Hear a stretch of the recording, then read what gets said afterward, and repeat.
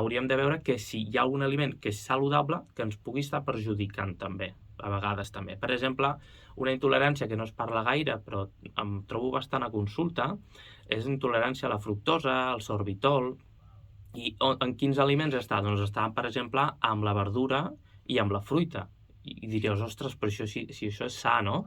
Però clar, la persona, si realment té una intolerància, està diagnosticada, al final li han fet unes proves, no?, perquè es trobava malament, i veu que té aquestes intoleràncies, doncs hem d'aplicar una alimentació adequada a aquesta persona. Potser la persona està menjant correctament, però no es trobava bé, i era per culpa d'uns aliments que en aquest cas són sans i saludables, no? Com t'he dit, per exemple, les fruites i les verdures. Llavors, què hem de fer aquí? Doncs hem d'adaptar un pla nutricional totalment personalitzat on veure quines són les verdures, quines són les fruites que realment aquesta persona ha de menjar perquè n'ha de menjar, però fins a arribar a un punt de tolerància que la persona les toleri, no? Hi haurà persones dintre d'aquestes intoleràncies que toleraran unes fruites i unes verdures o d'altres també.